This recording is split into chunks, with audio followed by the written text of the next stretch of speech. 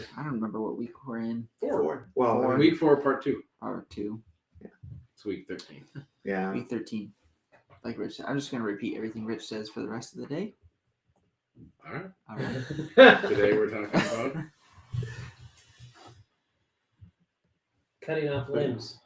Yeah, I was waiting for Greg to repeat everything I was saying. I lied. I think even to all of our conversations, doing extreme things, is that a temperament or a personality thing? Or is it out of desperation? What causes people to do extreme things? I feel like there's like somewhere there's like a study that's like probably proves why people do extreme things. Like you think in extreme sports or No, like all of that. Like I think I do think like skydiving, people do the extreme thing like that for adrenaline or whatever. Is adrenaline always why is that a big part of doing extreme things? Well, there's like the guy that climbed El Capitan with no harnesses or ropes or anything. Yeah, which can be no adrenaline. That has to be the most calm. He has to be calm. Yeah, but he said, like in the interview, it's like that's the only time he actually feels anything. So most of life is so dull to him.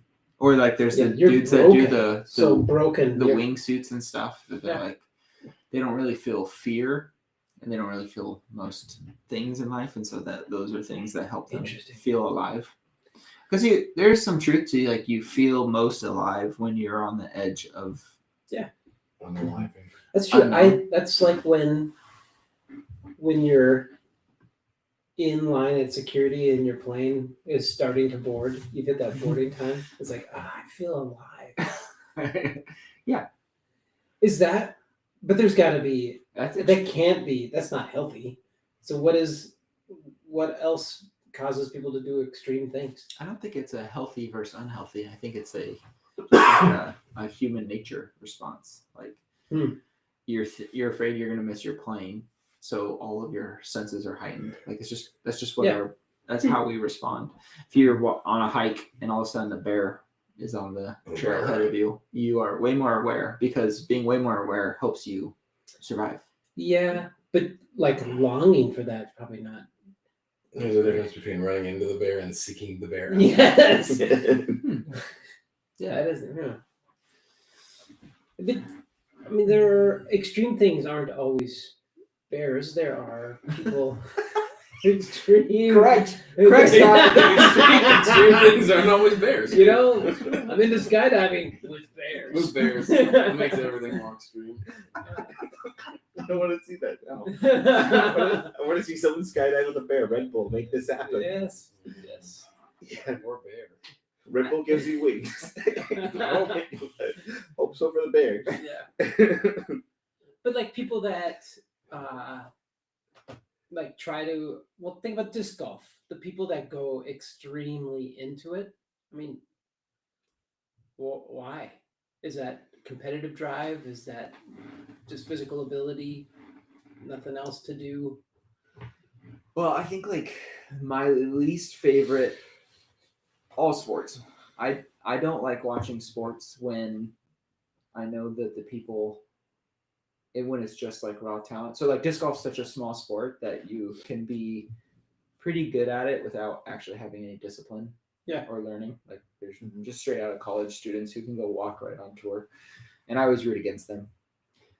Because I appreciate when you know somebody's put in the work and the time and the effort. And and I think like if you're gonna do, I don't know, my personality is like if you're gonna do anything, you might as well do it to the best of your ability.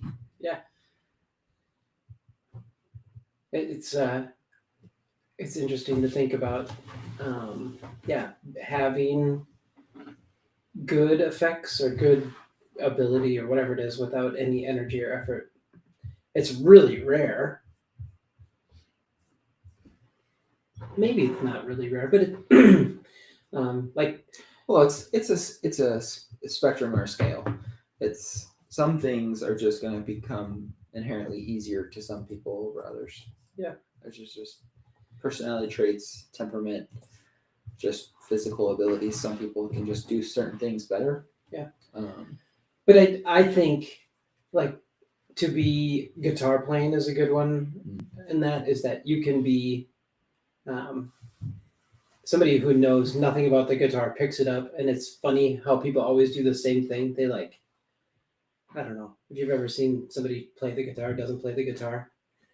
They all look and do the same thing. But then I like when there's a movie about guitar playing or something, or a show, and you the actor, you're like, oh, they don't know how to play guitar. yeah, but they have a guitar shot of somebody's fingers, and you're like, wow, those are not never full That's not shots. happening. Yeah.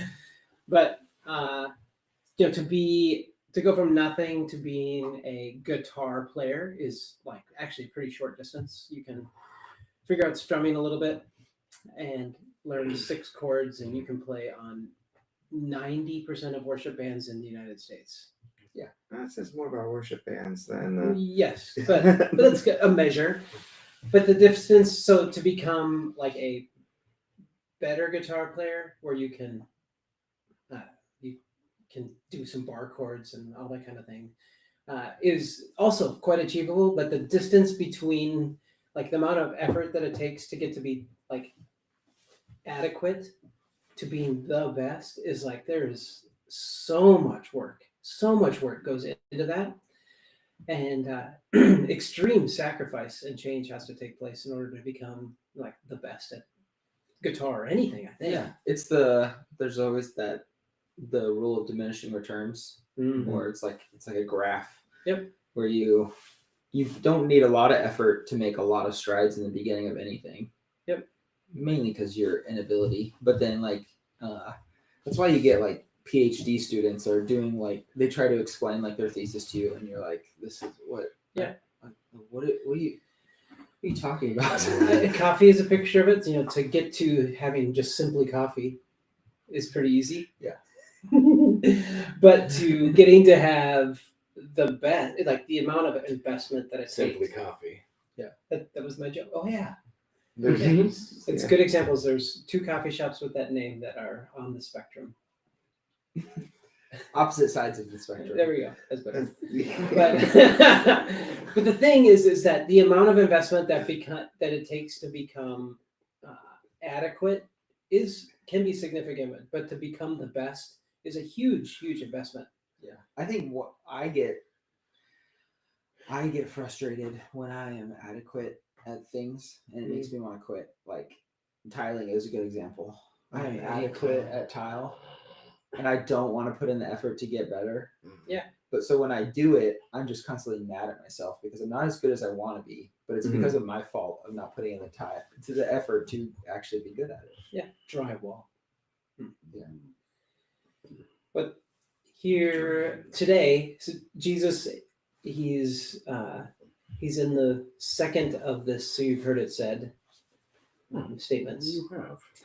and today he says that you've heard it said not to commit adultery, and then Jesus goes next level and he says, "But I tell you, anyone who's lustful in their heart has already committed adultery." And then the thing that I think it's applicable to this reality, but is such an intense thing beyond that I think has to be, again, to working towards internal transition or transformation. He says, well, if your eye causes you to stumble, gouge it out. If your hand causes you to stumble, cut it off, gouge it off. Good enough. But, and then his declaration is better for you to be physically maimed than to have eternal suffering or separation from God. And this calling is not about physical maiming. I really do believe that Jesus isn't calling us to stab ourselves or others. But I do think that the intense parable in this is that it takes intense external actions to be healthy internally. And I don't think like our culture or whatever, it's like to do intense external actions in order to be internally healthy is not radically celebrated or done even often. Like you can do intense external actions to improve your what's perceived in culture in the world, and but to do something that is just just for you to be healthy is pretty remarkable and rare. That's it. I mean, yeah, I think as far as like, I think like when you go to different parts of the country, you see different things that are like more extreme, as in like that perception based.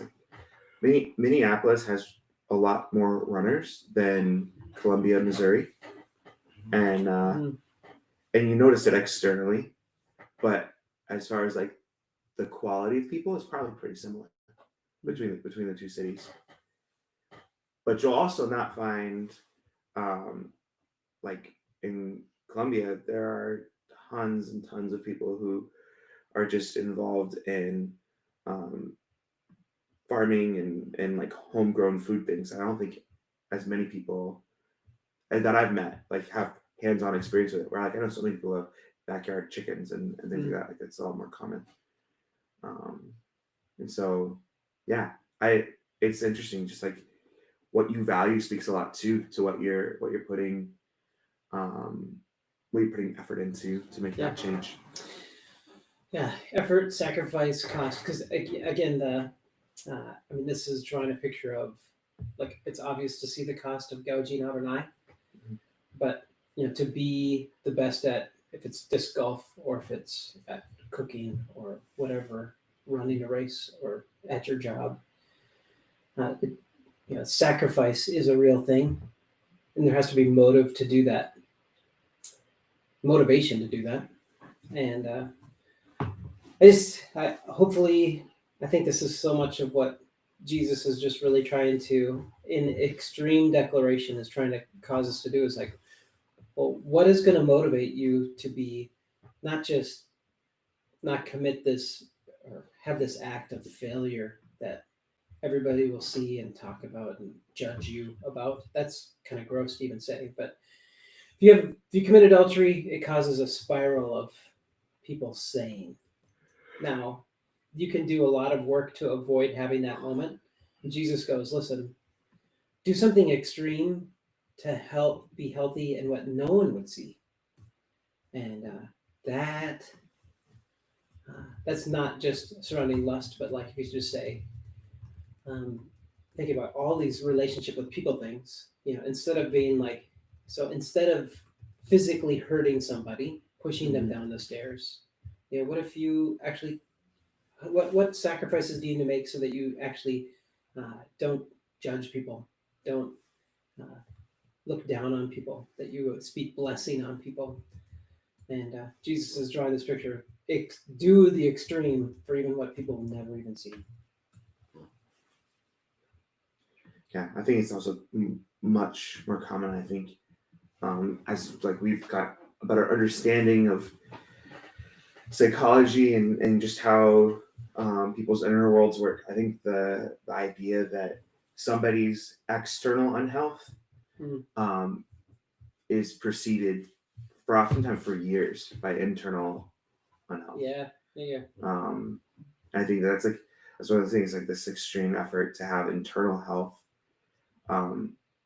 moves the bar in a really good way. And I think that's something that we all need, is that internal bar of health being moved for us. But Jesus, he looks at the Pharisees and he goes, wow, you guys are working so hard on cleaning the outside of your cup while the inside is nasty. Clean the inside, the outside will be fine. And so what a great picture in that. I like it. It's interesting. Initially, I couldn't see some of the connection in this, but in Luke chapter 12, Jesus is again talking to a large group of people, and it's like there's this weird interruption. He's teaching, and all of a sudden this person comes up and goes, "Tell my brother to give me my inheritance." And Jesus's response, doesn't seem very godly, like not godly, but like as God. Yeah. Jesus says, "Who appointed me to be judge or arbiter between you two?" I'm like, well, if you're God, isn't that kind of your thing? But then he really was a declaration like, this is ridiculous that you're asking me to make this decision. Let righteousness make this decision. And then he gives a watch out, which is like an arbiter thing. Watch out, be on guard against this thinking that life starts and ends with stuff. And the external, like getting, wanting, having. And then Jesus shares the parable of the farmer who is blessed and says, I just need to build bigger barns to have more, have more, and have more, and have more. And then at the end, the guy builds the bigger barns, has all the stuff, and he dies. And what was that all worth? And again, that holding that and going, externally you can have all these things and look like everything is good, but what really does have value is that's a complicated question, and it shouldn't just be answered for us. But what really does have value, and then what are you gonna like? What is sacrifice to have healthy value in that, and then what's going to motivate you to do it? It's good. Ricardo?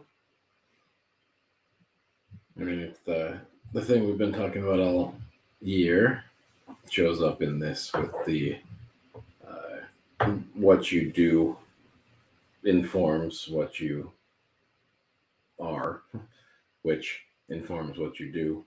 And I think the outward and the inward work together in that we might not see an outward thing until something has happened inside, for good or bad. But just looking at it and looking at how they work together, I think it's just a new level of this verse of don't just have an inward thing that then you cut off and there's an outward thing and people look and go, oh, there it is. But I think even take it a step farther and have the inside things that then impact the outward things for better. So that's just like talking through it. It's like, yeah, that makes sense, and that's what we can strive for and can call out and look for and encourage. And it's important. It's good. We'll see you guys next week. See you.